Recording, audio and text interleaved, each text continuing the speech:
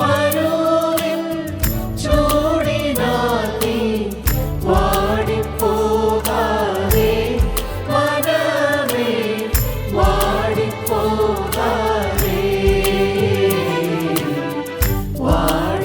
വാടിപ്പോകാതെ മനമേ വാടിപ്പോകാതെ മനമേ വാടിപ്പോകാതെ.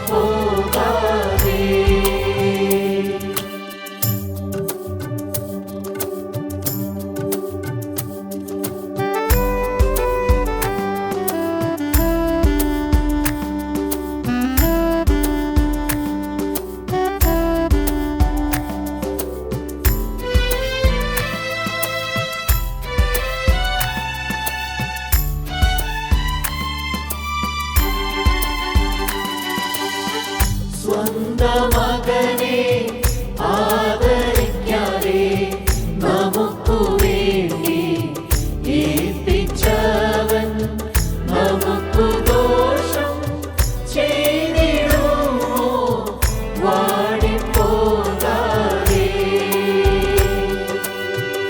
ഏലിയാവിനു കാക്കയാലെ അപ്പം കൊടുത്ത യേശുനാഥൻ ഇന്നും നമുക്കായി കരുതുന്നതിനാൽ വാടിപ്പോകാതെ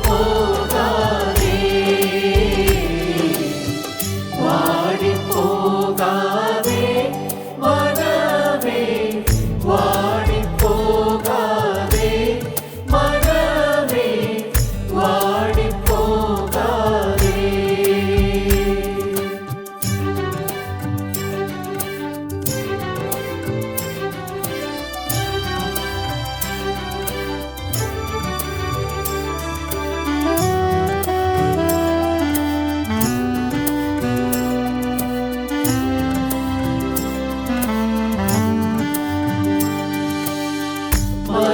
മരുഭൂയാത്രയിൽ ഇസ്രായേൽ മക്കൾക്ക് മണ്ണയും വെള്ളവും കൊടുത്ത നാഥൻ ഇന്നും നമുക്കായി ജീവിക്കുന്നതാൽ വാടിപ്പോകാതെ. ഉറ്റവർ കൈവിട്ട ഹാഗാറിൻ മകന് മരുവിലുറവ തുറന്ന കർത്തൻ നമുക്കും പുതുവഴി തുറന്നു തന്നിടും വാടിപ്പോകാതെ വാടിപ്പോകാതെ മനമേ വാടിപ്പോകാതെ മനമേ വാടിപ്പോകാതെ.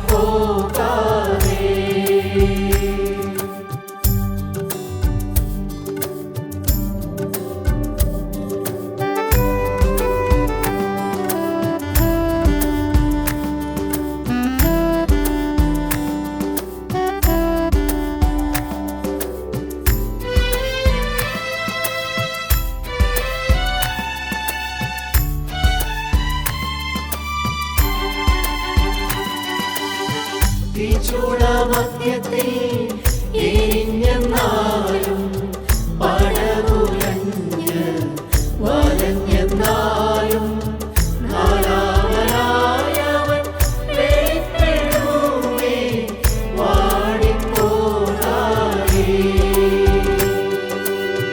കണ്ണുനീരില്ലാത്ത വീടൊരുക്കി തന്റെ മക്കളെ തന്നോട് ചേർക്കുവാൻ എത്രയും വേഗം യേശു വന്നിടും വാടിപ്പോകാതെ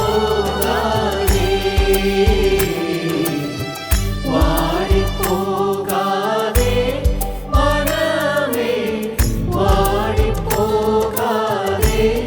മനമേ വാടിപ്പോകാതെ.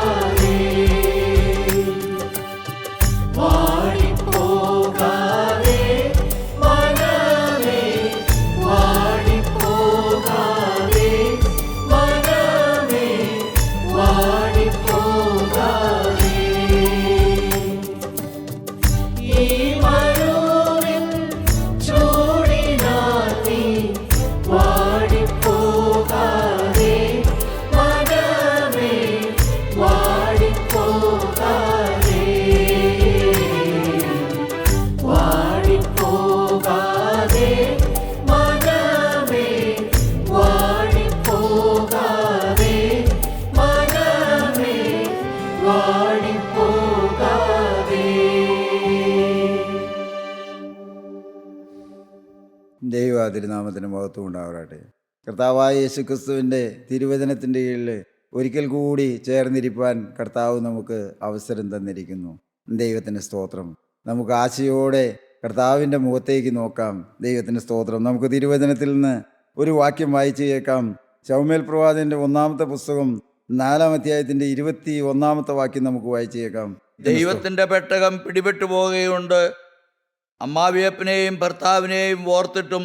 ദൈവത്തിൻ്റെ പെട്ടകം പിടിപെട്ടു പോകുകൊണ്ടും അമ്മാവിയപ്പനെയും ഭർത്താവിനെയും ഓർക്കൊണ്ടും മഹത്വം ഇസ്രായേലിൽ നിന്ന് പോയി എന്ന് പറഞ്ഞ്. പ്രിയപ്പെട്ടവരെ, ആരെക്കുറിച്ചാണ്? ഏലിയുടെ ഭവനത്തെക്കുറിച്ചാണ് നാം വായിച്ചു കേട്ടത്. ഏലിയും കഴുത്ത് പൊടിഞ്ഞ് മരിച്ചു. ഏലിയുടെ മക്കൾ 2 പേരും യുദ്ധത്തിൽ പട്ടുപോയി. യഹോവയുടെ പെട്ടകം ഫെലിസ്ത്യര് പിടിക്കപ്പെട്ടു. പ്രിയപ്പെട്ടവരെ, ഈ ദുഃഖകരമായ വാർത്ത ഏലിയുടെ മക്കളായിരുന്ന ഹോഫ്നിയും ഫിനെഹാസും 2 മക്കളും പട്ടുപോയി. ആ ഫിനെഹാസിന്റെ ഭാര്യ പൂർണ്ണ ഗർഭിണിയായിരിക്കുമ്പോഴാണ് ഈ ദുഃഖകരമായ വാർത്ത അവളുടെ കാതുകളിൽ എത്തുന്നത്. എൻ്റെ ഭർത്താവിൻ്റെ സഹോദരനും എൻ്റെ അമ്മായിയപ്പനും മരിച്ചു പോയിരിക്കുന്നു. മാത്രമല്ല, യഹോവയുടെ പെട്ടകം ഫെലിസ്ത്യരാൽ പിടിക്കപ്പെട്ടിരിക്കുന്നു, ഫെലിസ്ത്യരുടെ കയ്യിൽ അകപ്പെട്ടു പോയിരിക്കുന്നു എന്നുള്ള ആ വാർത്ത കേട്ടപ്പോൾ പ്രിയപ്പെട്ടവരെ, ഫിനെഹാസിന്റെ ഭാര്യ അവൾ പ്രസവവേദന വന്ന് അവൾ ഒരു കുഞ്ഞിന് ജന്മം കൊടുത്തു. എന്നാൽ തുടർന്ന് നാം വായിക്കുമ്പോൾ കാണുന്നുണ്ട്, അവൾ പറയുന്നതാണ്, വായിക്കാം. മഹത്വം ഇസ്രായേലിൽ നിന്ന് പോയി മഹത്വം ഇസ്രായേലിൽ നിന്ന് പോയി എന്ന് പറഞ്ഞ് അവൾ കുഞ്ഞിന് ഈഖാബോദ് എന്ന് പേരിട്ടു. ദൈവത്തിന്റെ സ്തോത്രം. പ്രിയപ്പെട്ടവരെ, ആ വേദനപ്പെട്ട് പ്രസവിച്ച ആ കുഞ്ഞിന് അവൾ ഒരു പേരിട്ടു. എന്ത്? ഈഖാബോദ് എന്ന്. അതിന്റെ അർത്ഥം എന്താണ്? മഹത്വം പോയി എന്ന്. മഹത്വം ഇസ്രായേലിൽ നിന്ന് പോയി എന്ന്. ദൈവത്തിന്റെ മഹത്വമായ യഹോവയുടെ പെട്ടകം ഫെലിസ്ത്യരെ പിടിക്കപ്പെട്ടു എന്ന് തിരുവചനം നാം വായിക്കുമ്പോൾ പല സന്ദർഭങ്ങളില് ഈ ഫെലിസ്ത്യ പാളയത്തില് യഹോവയുടെ പെട്ടകം ചെന്ന് പെട്ടതായി നാം വായിക്കുന്നുണ്ട്. പ്രിയപ്പെട്ടവരെ, ഞാൻ ഇന്നലെ ചില കാര്യങ്ങളൊക്കെ ചിന്തിക്കുകയുണ്ടായി. എന്നാൽ ഈ ഫെലിസ്ത്യ പാളയത്തിൽ വന്ന ദുരിതത്തെക്കാളും വലിയ ദുരിതങ്ങള് ഈ പെട്ടകം ഇസ്രായേൽ പാളയത്തിലേക്ക് വന്നപ്പോൾ ഇസ്രായേൽ ജനത്തിന് അനുഭവിക്കേണ്ടി വന്നിട്ടുണ്ട്. ദൈവത്തിന്റെ മഹത്വമായ യഹോവയുടെ ആത്മാവ് നിറഞ്ഞിരിക്കുന്ന ആ പെട്ടകം അതിൻ്റെതായ പരിശുദ്ധിയോടും പാവനതയോടും പ്രിയപ്പെട്ടവരെ സൂക്ഷിച്ചില്ല എങ്കിൽ ശിക്ഷാവിധിയുള്ളതാണെന്ന് ഈ പെട്ടകത്തെക്കുറിച്ച് പഠിക്കുമ്പോൾ നമുക്ക് മനസ്സിലാക്കാൻ കഴിയും. എന്നാൽ ഫിനെഹാസിന്റെ ഭാര്യ പറഞ്ഞു, മഹത്വം ഇസ്രായേലിൽ നിന്ന് പോയിരിക്കുന്നു എന്ന് പറഞ്ഞ് അവൾ കുഞ്ഞിന് ഈഖാബോദ് എന്ന് പേരിട്ടു എന്ന്. ദൈവത്തിന്റെ സ്തോത്രം. ദൈവത്തിന്റെ മഹത്വം പോയി എന്നുള്ള ഒരു തിരിച്ചറിവ് അവൾക്ക് മനസ്സിലാക്കാൻ കഴിഞ്ഞു. എന്ത്? മഹത്വം പോയി എന്ന്. മഹത്വമായവൻ ഇസ്രായേലിനെ വിട്ടുപോയി എന്ന്. ദൈവങ്ങളെ, നാം എപ്പോഴെങ്കിലും ചിന്തിക്കാറുണ്ടോ? ദൈവത്തിന്റെ ആത്മാവ് എൻ്റെ ഹൃദയത്തിലുണ്ടോ? ദൈവത്തിന്റെ സ്നേഹം എന്നെ നടത്തുന്നുണ്ടോ? ദൈവത്തിന്റെ പരിശുദ്ധാത്മാവിൻ്റെ ഉള്ളിൽ വ്യാപരിക്കുന്നുണ്ടോ? എങ്ങനെ അറിയാൻ ദൈവമക്കളെ ഒരു മനുഷ്യന്റെ ഉള്ളില് ദൈവത്തിന്റെ പരിശുദ്ധാത്മാവ് പരിവർത്തിക്കുന്നുണ്ടോ എന്ന്? ദൈവമക്കളെ, നമ്മുടെ ഹൃദയത്തിലേക്ക് നോക്കിയാൽ നമുക്ക് മനസ്സിലാക്കാൻ കഴിയുമെന്ത്? നമുക്ക് കുറ്റബോധമുണ്ടോ എന്ന്, നമ്മുടെ മനസാക്ഷി നമ്മെ കുറ്റപ്പെടുത്തുന്നുണ്ടോ എന്ന്. അത് ശരിയായില്ല, അല്ലെങ്കിൽ ഇങ്ങനെ നീ പറയരുതായിരുന്നു, നീ ആ പ്രവർത്തിച്ച കാര്യം ശരിയായില്ല എന്നുള്ള ആ ഒരു കുറ്റബോധം, നമ്മുടെ മനസാക്ഷി നമ്മെ തടുക്കുന്ന ഒരു അനുഭവം നമുക്കുണ്ടോ ദൈവമക്കളെ? പരിശുദ്ധാത്മാവ് വസിക്കുന്ന ഒരു ഹൃദയമാണെങ്കിൽ പ്രിയപ്പെട്ടവരെ, പരിശുദ്ധാത്മാവ് നമ്മളെ എപ്പോഴും നേരായ പാതയിലൂടെ നടത്തുവാൻ അധ്വാനിക്കുന്ന ആത്മാവാണ്. നമ്മെ അഹങ്കരിക്കുവാനോ ഉയർത്തിവിടുവാനോ അല്ല. പിന്നെയോ, മകനെ, വഴി ഇതാണ്, സത്യത്തിന്റെ വഴി ഇതാണ്, ഇതിലെ നടക്കണം, ഇങ്ങനെ പോയാ പോരാ എന്നുള്ള ആ തിരുത്തലിന്റെ ശബ്ദം ഞാൻ കേൾക്കുന്നുണ്ട്. ദൈവമക്കളെ, ഞാൻ നിങ്ങളോട് പറയട്ടെ, ഞാൻ ഈ കാലങ്ങളിലൊക്കെ ചിന്തിക്കുന്ന ഒരു കാര്യമാണ്. നമുക്ക് പൊതുവായി ഇന്ന് ധാരാളം വചനം കിട്ടുന്നുണ്ട്, തിരുവചനം ധാരാളം കേൾക്കുന്നുണ്ട്. എന്നാൽ ദൈവമക്കളെ, ഞാൻ നിങ്ങളോട് പറയട്ടെ, നിങ്ങൾക്ക് സ്വർഗരാജ്യത്തില് എത്തണമെന്ന് ദാഹമുണ്ടെങ്കിൽ അവനവൻ ദൈവസന്നിധിയിൽ ഇരുന്ന് അവനവന്റെ ജീവിതത്തിലെ കുറവുകൾ കണ്ടെത്തി അനുദപിച്ച് ദൈവമക്കളെ ദിനംതോറും പുതുക്കം പ്രാപിച്ച് ആത്മീയ ജീവിതത്തിൽ മുന്നേറിയില്ല എങ്കിൽ നാം അധികകാലം മുമ്പോട്ട് പോവുകയില്ല. പ്രിയപ്പെട്ടവരെ, ആരെയും രൂപാന്തരപ്പെടുത്തുന്ന രംഗമല്ല. പിന്നെയോ, ആശയുള്ളവന്, ദാഹമുള്ളവന് പരിശുദ്ധാത്മാവ് രൂപാന്തരം കൊടുക്കുന്ന രംഗത്താണ് നാം ചെന്നിരിക്കുന്നത്. ഞാൻ പറയട്ടെ ദൈവമക്കളെ, ആരുടെ കാര്യവും നമ്മൾ നോക്കിയിട്ട് കാര്യമില്ല, ആരുടെ കാര്യവും പറഞ്ഞിട്ട് കാര്യമില്ല, ഒരുത്തന്റെ കാര്യവും നമ്മൾ നോക്കിയിട്ട് കാര്യമില്ല. അവനവൻ കുരിശിലേക്ക് നോക്കണം. ഈ എൻ്റെ ഹൃദയം, എൻ്റെ സ്വഭാവം, എൻ്റെ ആളത്വം അത് മാറിയില്ലോ എന്ന് കണ്ടെത്തണം. ദൈവമക്കളെ, ഹൃദയം മാറുന്നതാണ് ഏറ്റവും പ്രയാസകരമായ കാര്യം ആത്മീയ ജീവിതത്തിൽ. മഹത്വം ഇസ്രായേലിൽ നിന്ന് പോയി എന്ന് പറഞ്ഞ് അവൾ കുഞ്ഞിന് ഈഖാബോധെന്ന് പേരിട്ടു. ദൈവമക്കളെ, നമ്മുടെ ജീവിതത്തിൽ ദൈവമഹത്വമുണ്ടോ? നമ്മുടെ കുടുംബത്തിൽ ദൈവമഹത്വമുണ്ടോ?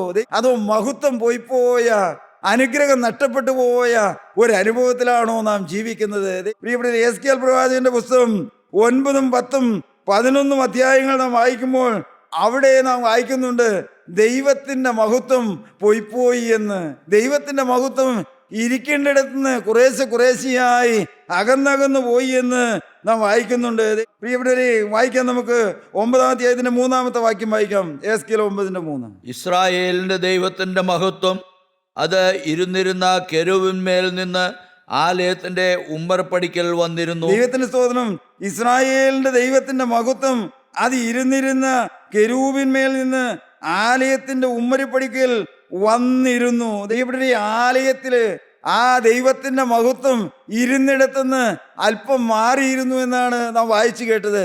പ്രിയപ്പെട്ടവരെ, ആലയത്തിൽ ദൈവത്തിന്റെ മഹത്വം ഉണ്ടായിരുന്നു എന്ന് 8-ാം അധ്യായത്തില് നാം വായിക്കുന്നുണ്ട്. എന്നാൽ ആ ദൈവത്തിന്റെ മഹത്വം ഇരുന്നിരുന്ന സ്ഥലത്ത് നിന്ന് അല്പം മാറിയിരുന്നു എന്ന്. ദൈവത്തിന്റെ സ്തോത്രം. വായിക്കാം. നമുക്ക് 10-ാം അധ്യായത്തിന്റെ 4-ാമത്തെ വാക്യം വായിക്കാം. യെഹെസ്കേൽ 10:4.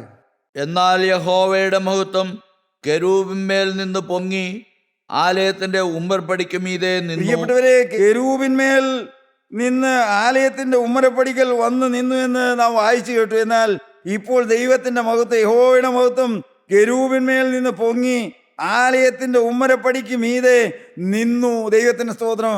അത് ഇരുന്നിരുന്നതാണ്, എന്നാൽ ഇപ്പോൾ പൊങ്ങി നിൽക്കുകയാണ്. ദൈവമക്കളെ, പടിപടിയായി ദൈവത്തിന്റെ മഹത്വം ആലയം വിട്ടുപോയിക്കൊണ്ടിരിക്കുകയാണ്. 10-ാം അധ്യായത്തിന്റെ 18-ാമത്തെ വാക്യം നമുക്ക് വായിക്കാം. പിന്നെ യഹോവയുടെ മഹത്വം ആലയത്തിന്റെ ഉമ്മരപ്പടി വിട്ട് പുറപ്പെട്ടു കെരൂബുകളിൻ മീതെ വന്നു നിന്നു. ദൈവത്തിന്റെ സ്തോത്രം. പ്രിയപ്പെട്ടവനെ, യഹോവയുടെ മഹത്വം കെരൂബുകളിൻ മീതെ വന്ന് നിന്നു. ദൈവമക്കളെ, ഒന്ന് പറഞ്ഞാൽ അല്പാൽപമായിട്ട് ഈ 8-ാം അധ്യായം നാം വായിക്കുമ്പോൾ മനസ്സിലാക്കണം, ഈ മ്ലേച്ഛതകളൊക്കെ ഇവിടെ നടന്നപ്പോഴും യഹോവയുടെ മഹത്വം ഇവിടെ ഉണ്ടായിരുന്നു എന്ന് അവിടെ രേഖപ്പെടുത്തിയിട്ടുണ്ട്. എന്താണ് പ്രിയപ്പെട്ടവരെ നാം മനസ്സിലാക്കേണ്ടത്? നമ്മുടെ ജീവിതത്തിലെ ചെറിയ കുറവുകളൊക്കെ വരുമ്പോൾ ഒരുപക്ഷെ ആത്മാവ് തമ്മിൽ പ്രവർത്തിച്ചു എന്ന് വരാം. പ്രിയപ്പെട്ടവരെ, പരിശുദ്ധാത്മാവിന്റെ തലോടലും സ്നേഹമൊക്കെ നമുക്ക് കിട്ടിയെന്ന് വരാം. ദൈവമക്കളെ, ഞാൻ പലപ്പോഴും ധ്യാനിക്കാറുണ്ട്. ന്യായാധിപനായ ശിംശോൻ, അവൻ ഗർഭത്തിൽ വെച്ച് തന്നെ നാസീർ വ്രതസ്ഥനായവനാണ്. അവൻ വളർന്നു വന്നപ്പോൾ പാപത്തിന്റെ അടിമയായി പോയി, അശുദ്ധിയുടെ അടിമയായി പോയി. ദൈവമക്കളെ, നാം മനസ്സിലാക്കണം, ഈ ശിംശോന്റെ ജീവിതത്തില് വലിയ അത്ഭുതങ്ങൾ ചെയ്യുവാനുള്ള അമാനുഷികമായ ശക്തി പരിശുദ്ധാത്മാവിന്റെ മേൽ പകർന്നിരുന്നു എന്ന് തിരുവചനത്തിൽ നാം പല ഭാഗത്ത് വായിക്കുന്നുണ്ട്. ആത്മാവ് ശിംശോന്റെ മേല് ശക്തിയോടെ വന്നു എന്ന്. ദൈവമക്കളെ, നാം മനസ്സിലാക്കണം, ഈ ശിംശോൻ ആ വേശ്യാസ്ത്രീയുടെ മടിയില്, ദലീലയുടെ മടിയിൽ കിടക്കുമ്പോഴും നാം മനസ്സിലാക്കണമെന്ന്, ഒരു സമയം വരെയും ഒരു കാലം വരെയും അവന്റെ മേൽ ആത്മാവുണ്ടായിരുന്നു. അവന് ആ അത്ഭുതങ്ങളൊക്കെ പ്രവർത്തിക്കാൻ കഴിഞ്ഞിരുന്നു. ഈ ലോകത്തിന്റെ ഒന്നിനും അവനെ ബന്ധിക്കാൻ കഴിഞ്ഞിരുന്നില്ല. ദൈവമക്കളെ, ഒരു ശിംശോൻ ചിലപ്പോൾ ചിന്തിച്ചു കാണുമെന്ത്, ആത്മാവെന്റെ കൂടെയുണ്ടല്ലോ, ദൈവം എൻ്റെ കൂടെയുണ്ടല്ലോ, യഹോവയായ ദൈവം എന്നോട് കൂടെയുണ്ടല്ലോ, അതുകൊണ്ടാണ് ഈ ശക്തിയൊക്കെ എന്നിൽ വ്യാപരിക്കുന്നതെന്ന്. ദൈവമക്കളെ, നാം മനസ്സിലാക്കണം, എക്കാലവും പാപത്തോടുകൂടെ നിൽക്കുന്നവനല്ല ദൈവം. അശുദ്ധിയും വിശുദ്ധിയും ഒരുമിച്ച് പോകുകയില്ല. ദൈവമക്കളെ, ലോകസ്നേഹവും ദൈവസ്നേഹവും ഒരുമിച്ച് കൊണ്ടുപോകാൻ കഴിയുകയില്ല. ഒരു സമയം വന്നപ്പോൾ ദൈവമക്കളെ, ശിംശോൻ പട്ടുപോയി. ശിംശോൻ ഏറ്റവും ദാരുണമായ അവസ്ഥയിലേക്ക് പോയി. നാസീർ വ്രതസ്ഥന്റെ കണ്ണു കുത്തിപ്പൊട്ടിച്ചു. അവനെ ചെമ്പ് ചങ്ങല കൊണ്ട് ബന്ധിക്കപ്പെട്ടു. ദൈവമക്കളെ, നാം മനസ്സിലാക്കണം, അവന്റെ ശക്തിയെല്ലാം ചോർന്നുപോയി, അവന്റെ അഹങ്കാരമെല്ലാം ഊർന്നുപോയി. ദൈവമക്കളെ, അവന്റെ അശുദ്ധിയുടെ ആഗ്രഹമെല്ലാം അന്ന് തീർന്നുപോയി. പ്രിയപ്പെട്ടവരെ, എത്ര നിരാശനായി കാണും, എത്ര ശക്തിഹീനനായി കാണും ശിംശോൻ. ഞാൻ പലപ്പോഴും ധ്യാനിക്കാറുണ്ട് ദൈവമക്കളെ, ശിംശോന്റെ ജീവിതത്തില് പടിപടിയായി പാപങ്ങൾ വരുമ്പോഴും ശിംശോന്റെ മേൽ ആത്മാവുണ്ടായിരുന്നു. ശിംശോൻ അത്ഭുതങ്ങളും അമാനുഷികമായ കാര്യങ്ങളെല്ലാം പ്രവർത്തിക്കാൻ കഴിഞ്ഞിരുന്നു. എന്നാൽ ദൈവമക്കളെ, എക്കാലത്തും അങ്ങനെ മുമ്പോട്ട് പോകുമെന്ന് കരുതരുത്. ഞാൻ പറഞ്ഞതിന്റെ സാരം നിങ്ങൾക്ക് മനസ്സിലായോ ദൈവമക്കളെ? ചെറിയ ചെറിയ കുറവൊക്കെ നമുക്ക് വരുമ്പോൾ കുഴപ്പമില്ല, ദൈവസ്നേഹം കിട്ടുന്നുണ്ടല്ലോ, ആത്മാവിന്റെ കൂടെ ഉണ്ടല്ലോ എന്നെല്ലാം ചിന്തിച്ചത് മുമ്പോട്ട് പോകരുത്. ദൈവമക്കളെ ഞാൻ പറയട്ടെ, ഒരു തെറ്റും പറ്റാത്ത ഒരവസ്ഥയിലേക്ക് എന്നെ ഉയർത്തണമേ എന്ന് നിങ്ങൾ എത്ര പേര് പ്രാർത്ഥിക്കുന്നുണ്ട്? കർത്താവേ, തെറ്റുപറ്റാത്ത ഒരാത്മീയ അനുഭവങ്ങളിലേക്ക് എന്നെ നടത്തണമേ എന്ന്. നമ്മുടെ ശക്തിയല്ല പ്രിയപ്പെട്ടവരെ. എന്റെ കർത്താവ് കുരിശിൽ മരിക്കേണ്ട ആവശ്യമുണ്ടായിരുന്നോ? ഞാൻ എന്നും പാപത്തിനും പിശാചിനും അടിമയായി ജീവിക്കാനാണെങ്കിൽ ഒരിക്കലും വേണ്ടിയിരുന്നില്ല പ്രിയപ്പെട്ടവരെ. അവൻ എന്തിനു വേണ്ടിയാ കുരിശിൽ മരിച്ചത്? എന്നെ പാപത്തിൽ നിന്ന് ഉയർത്താനാണ്, എനിക്ക് ജയജീവനം തരാണ്. മരണത്തെയും പാപത്തെയും പിശാചിനെയും ജയിച്ചവനായ യേശു ക്രിസ്തുവിന്റെ ആത്മാവെന്റെ ഉള്ളിലുണ്ടെങ്കിൽ ഞാൻ ജയാളിയാകും പ്രിയപ്പെട്ടവരെ.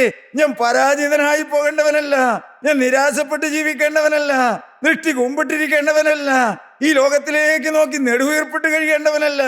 ദൈവത്തിലെ ഞാൻ ചോദിക്കട്ടെ, നിങ്ങളുടെ എത്ര പേരുടെ ഹൃദയത്തിൽ ബോധ്യമുണ്ട് എനിക്കൊരു ഉടയവനുണ്ട് എന്ന്, എനിക്കൊരു സൃഷ്ടാവുണ്ടെന്ന്, എന്നെ അറിയുന്ന, എന്നെ നടത്തുന്ന, വിശദാംശങ്ങളിൽ എൻ്റെ കാര്യങ്ങളെല്ലാം അറിയുന്ന ഒരു ദൈവമുണ്ട് എന്ന്? ഞാൻ നിങ്ങളോട് എളിമയോടെ പറയട്ടെ പ്രിയപ്പെട്ടവരെ, ശരിയായ ഒരു സമർപ്പണം നാം അവനോട് പറഞ്ഞിട്ടുണ്ടെങ്കിൽ നമ്മുടെ കാര്യമൊക്കെ അവൻ ഏറ്റെടുത്ത് നടത്തും. ദൈവത്തിലെ നിന്റെ എല്ലാ കാര്യവും അവൻ ഏറ്റെടുത്ത് നടത്തും. നിന്റെ ദൈവത്തിന് സ്തോത്രം. നിന്റെ രോഗത്തിന്റെ കാര്യം, നിന്റെ മക്കളുടെ കാര്യം, നിന്റെ സാമ്പത്തിക കാര്യം, ഈ ലോകത്തിലെ എല്ലാ വിഷയങ്ങളും, എന്റെ പ്രിയപ്പെട്ടവനെ നീ അഭിമുഖീകരിക്കുന്ന ഹീറാമുട്ടി പ്രശ്നങ്ങളെല്ലാം എന്റെ കർത്താവ് കൈകാര്യം ചെയ്തു തരും. നീ ആ പുറകെ അങ്ങ് നിന്നാ മതി. കർത്താവിനെ മുമ്പേ വിടണം. ദൈവമക്കളെല്ലാം പുറകെ നിൽക്കണം. കർത്താവ്, എനിക്ക് കഴിവില്ല, എനിക്ക് ശക്തിയില്ല, എനിക്ക് ബലമില്ല, നിന്റെ കരമൊന്ന് വെക്കണമേ എന്ന്. എൻ്റെ കർത്താവിന് സ്തോത്രം.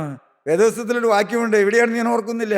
ബലവാനും ബലഹീനനും തമ്മിലൊരു കാര്യമുണ്ടായാൽ ദൈവമേ നീയല്ലാതെ, ദൈവമക്കളെ ദൈവമല്ലാതെ ആരുണ്ട്? എൻ്റെ ദൈവത്തിന് സ്തോത്രം. ഞാനും നിങ്ങളും ചിന്തിക്കും ചിലപ്പോൾ, എനിക്ക് ആശ്രയം ആരുമില്ലോ എന്ന്, എനിക്കൊരു ഒത്താശ പറയാൻ ആരുമില്ലോ എന്ന്, എന്നെ സഹായിക്കാൻ ആരുമില്ലോ എന്ന്. ദൈവമേ, നിനക്ക് സഹായം വരുന്നൊരു പർവ്വതമുണ്ട്. എൻ്റെ ദൈവത്തിന് സ്തോത്രം. ആ കുരിശിൻ്റെ ചൂട്ടിലാണ് നമ്മുടെ ജീവിതം സമർപ്പിച്ചിരിക്കുന്നത്. ദൈവത്തിന് സ്തോത്രം. ഞാൻ വിഷയത്തിൽ നിന്ന് വിട്ടൊരു കാര്യം പറയട്ടെ ദൈവമക്കളെ. ഞാൻ ഈ അടുത്ത കാലത്ത് കുറേ കാലങ്ങളായി പല പ്രയാസം അനുഭവിക്കുന്നവരെ, രോഗം അനുഭവിക്കുന്നവരെ എല്ലാം കണ്ടുവരുമ്പോൾ എൻ്റെ ഹൃദയത്തിൽ വരുന്നൊരു ചിന്തയാണ്, എന്ത്? നമുക്ക് സമർപ്പണമുണ്ട്, പ്രാർത്ഥനയുണ്ട്, കൂട്ടായ്മയുണ്ട്, എല്ലാം ഉണ്ടെങ്കിലും ഞാൻ മനസ്സിലാക്കിയ ഒരു കാര്യമാണ് ദൈവമക്കളെ, ഞാൻ അങ്ങനെ ആയി എന്നൊന്നുമല്ല പറയുന്നത് ദൈവമക്കളെ. അപ്പോസ്തലനായ പൗലോസ് പറഞ്ഞൊരു കാര്യം അപ്പോഴേക്ക് എൻ്റെ ഹൃദയത്തിലേക്ക് വരാറുണ്ട്. വിട്ടുപിരിഞ്ഞ് ക്രിസ്തുവിനോട് കൂടെ ഇരിപ്പാൻ എനിക്ക് അധികം കാംക്ഷയുണ്ട് എന്ന്. ദൈവമക്കളെ, ഞാൻ അങ്ങനെയൊക്കെ പ്രാർത്ഥിക്കുന്നുണ്ട് കേട്ടോ. ഞാൻ അങ്ങനെ ആയി എന്നല്ല. കർത്താവേ, മരണം അടുത്ത് വന്ന് നിൽക്കുമ്പോഴും എൻ്റെ യേശു കൂടെയുണ്ടെന്നുള്ള ദൈവമക്കളെ, ഇവിടം വിട്ടാൽ ഞാൻ അവിടെയാണെന്നുള്ള ഉറപ്പ്. എങ്കിൽ പിന്നെ എന്തിനാ ഭയം പ്രിയപ്പെട്ടവരെ? എങ്കിൽ പിന്നെ എന്തിനാ നമുക്ക് നിരാശ? എന്തിനാ രോഗത്തെ ഭയപ്പെടുന്നത്? ഞാൻ പറയട്ടെ ദൈവമക്കളെ, ആ ഉറപ്പ് അനേകർക്കില്ല കേട്ടോ. ഇവിടം വിട്ടാൽ, ഈ മൺകൂടാരം വിട്ടാൽ എൻ്റെ ആത്മാവ് എൻ്റെ യേശുവിൻ്റെ സന്നിധിയിലെത്തുമെന്ന്. ദൈവമക്കളെ, ഞാൻ ചോദിക്കട്ടെ, എത്ര കാലം കൂട്ടായ്മ കൂടിയാലെന്താ? ആ ഉറപ്പ് നമുക്കില്ലെങ്കിൽ എന്ത് പ്രയോജനമുണ്ട് ദൈവത്തിലെ? എൻ്റെ ദൈവത്തിൻ്റെ സ്തോത്രം. മരണസമയത്ത് ആർക്കും നമ്മെ സഹായിക്കാൻ കഴിയുമോ? പണത്തിന് സഹായിക്കാൻ കഴിയുമോ? ബന്ധുബലത്തിന് സഹായിക്കാൻ കഴിയുമോ? പാരമ്പര്യങ്ങൾക്ക് സഹായിക്കാൻ കഴിയുമോ?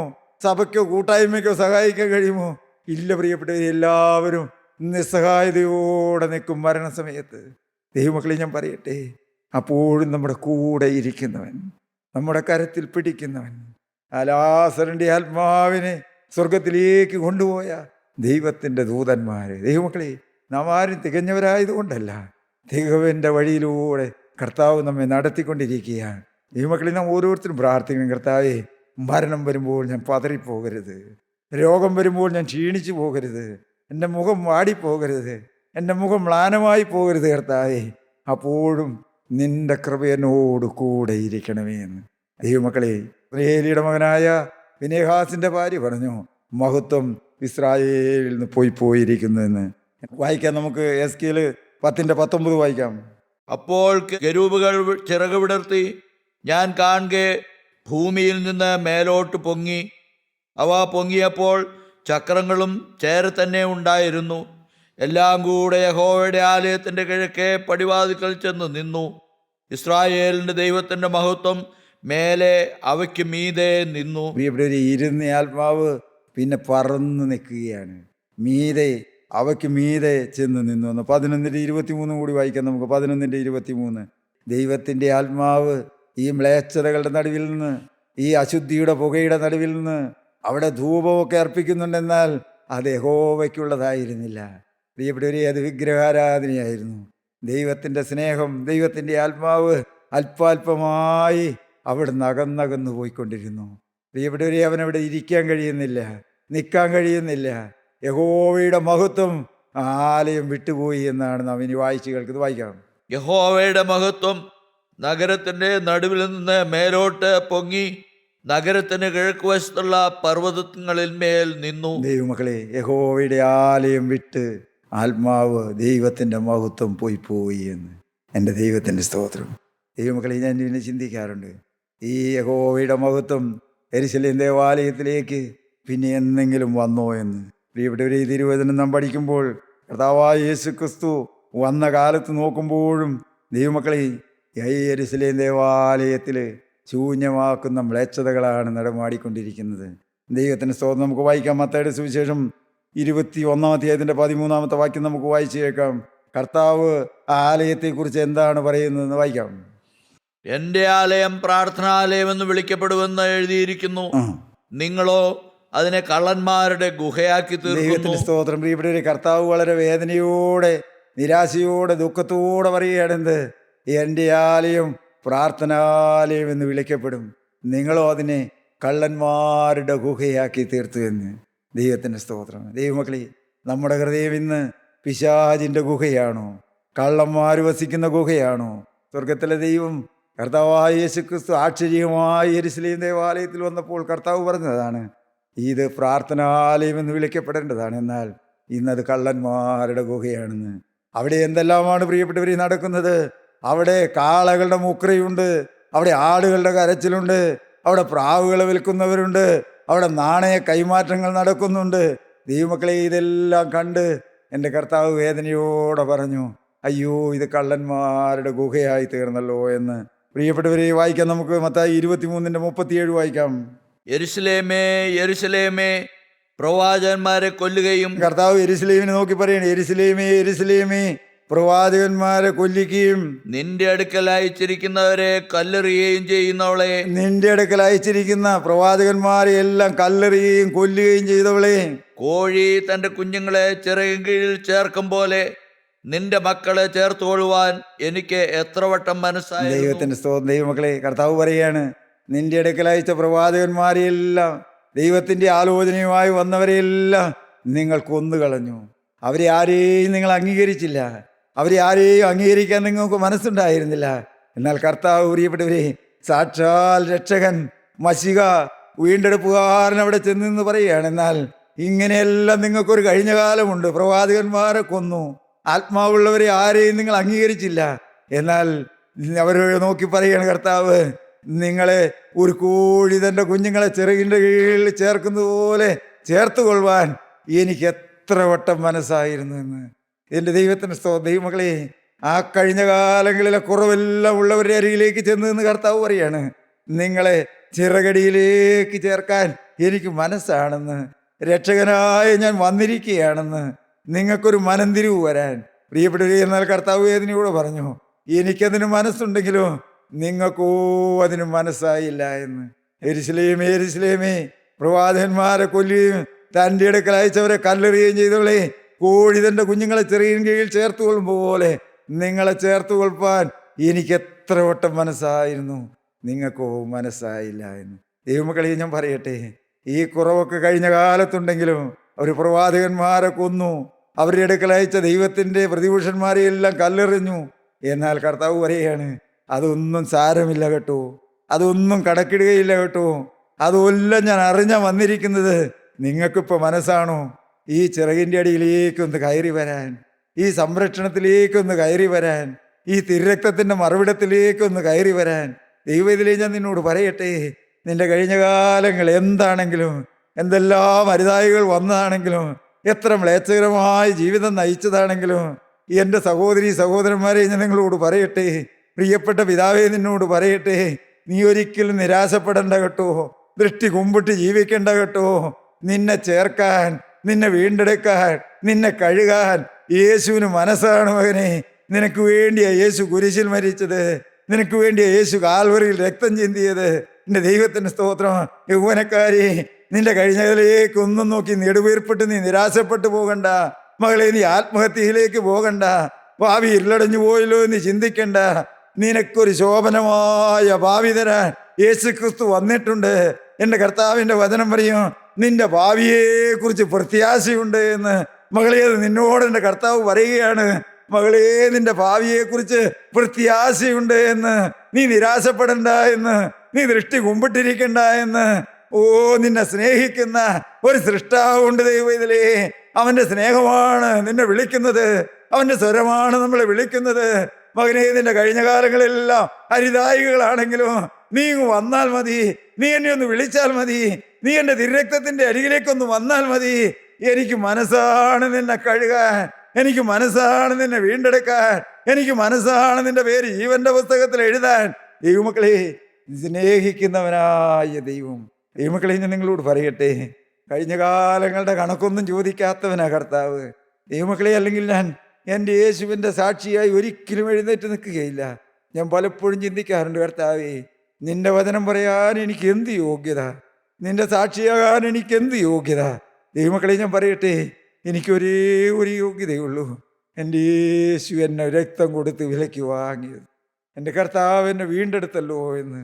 ദൈവമക്കളെ, ആരും നിരാശപ്പെടണ്ട കേട്ടോ.